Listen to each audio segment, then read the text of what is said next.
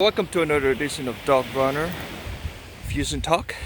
This is a branding random show, and we're here to talk something about the book that is more current and something that affects our thinking towards career, commerce, and culture. And today's book is called Brainwash by David Palmiter and Austin Palmiter. And there's another writer who wrote this book, and this is based on research. And a lot of us are looking at our phone right now, and this has something to do how we actually train our brain that results to depression, feeling disconnected and anxious on the things that's going on when we are quarantining and staying at home, or not being able to work for 30 days now, at least around the world. So I hope you could share this. So this book is based on how you can have a better nutrition, and talking about the modern world, how instant gratification can affect our long-term happiness negatively, and shows the research in 1900s or 1990, sorry, that about 400% suicide rate in the US alone. So 1 out of 4 also are suffer from insomnia based on the technology. Blinky, come here. Blinky is trying to stop me from moving along. Come on, Blinky. And because of this technological advancement, we have put our brain into sort of hypnotized by all this information, and we are overwhelmed. And it also affects, our brain is affected by our nutrition, and of course there's now a lot of junk foods in the grocery. For convenience sake, we take a lot of we sacrifice that nutrition, and so it affects our brain. And this is the premise of this book, Brainwashed. And going back to how technology affects us, there's a pattern. Brain is very malleable, and it takes the good and bad of how we, I'm looking for the bridge, do things every day. And talks about a little bit of examples, research, proven research, that brain is susceptible to getting bad, good information. And nutrition affects our brain cells, connections. Talked about neuroplasticity, and it's a big influence on how we behave, the present and the future. There's a pattern that becomes very important between different parts of the brain. In simple terms, there are 3 parts of the brain. It's the breathing, how we breathe, how we control the emotions, and they talked about the reflective functions like thinking, complex planning. So a healthy mind has talking about can assess high level of plan of action. So if you don't have a healthy mind, it's hard for you to make plans. So part of this is rewiring our brain, and being overstimulated by media, television is quite dangerous. So I'm cutting down my use of phone probably for 2 hours less, and maybe hopefully eventually cut down to half time that I use, because I average, I think, 6 hours a day I use the phone. And that's in general, most people do. There's a risk, and there's a reward structure.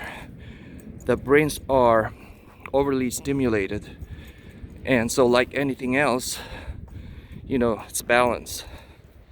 So you either get joy or something negative in social media. So it's like being surrounded by all these candy bars, and so when you're a child, your dopamine is excited and overwhelmed, with all the spikes, and so that affects your sleep pattern. Lately, I've been sleeping past midnight.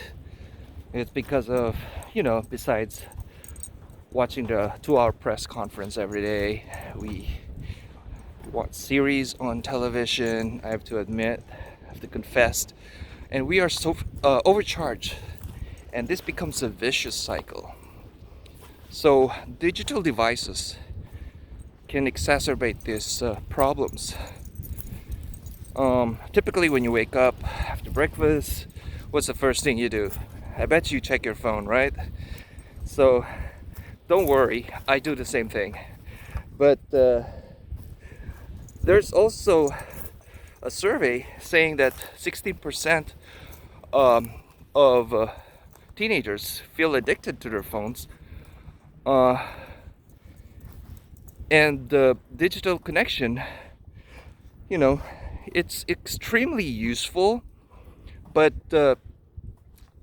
if you respond or read every Facebook tweets or things like that, it can exacerbate, and we become addicted, not just on social media.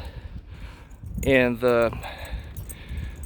I think there's one study that they did in this book, 100 students in University of Pennsylvania, that when they try to limit the kids into using their phone, almost most of them become less depressed and did better in school. So if you're like most people, try to cut down on use a phone. I was watching this buzz series about I think Google is the only one that's trying to educate people on lessening the use of phone, because in this book it says it actually encourages narcissistic behavior. How many likes you have, and if you don't have likes, you get discouraged. So now, based on this research, they said 40% are less empathetic. They, out of the 2,000 people they studied, and this is bad news for those who are suffering disconnection syndrome, because they will have the ability to, they will lose the ability to, because of high levels of cortisol, ability to empathize. So come on, Blinky. And there was a book called The Machine Stops, which is really kind of like a prophetic book. It was written 1,000 years ago, 100 years ago, talking about a bleak fictional thing about having people staying more indoors than outdoors, and that's already happening. Based on the study, there's 5% of come on, Blinky. 5% is actually of the people around the globe have less outdoor life, so they don't go out. 5%, imagine that. So they don't get sunlight. Only 5% people go out. So basically the book is promoting the use of nature, at least walk like what I'm doing right now in the woods, and get into perspective on some moments, or get some quiet time, get some vitamin D. So yeah, sit back and park, or have a plant in your house, because there's study also that hospitals with living plants gets better, they heal better. Um, but are all these options good for us? Yes. Um, so the key is artificial diet is bad for us. Early human gets evolved, and hold on a second, so I can show Blinky, Blink, come here. So the important difference is, cut down on technology.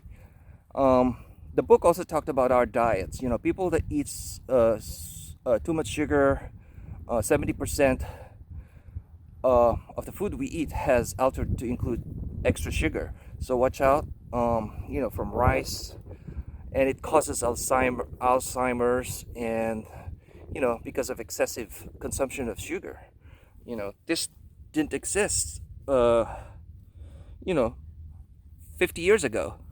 So the amino acids are, in our body is affected, and it also talked about, you know, talked about exercise, having to do, get more energy, miles of walking, like, I try to do every day.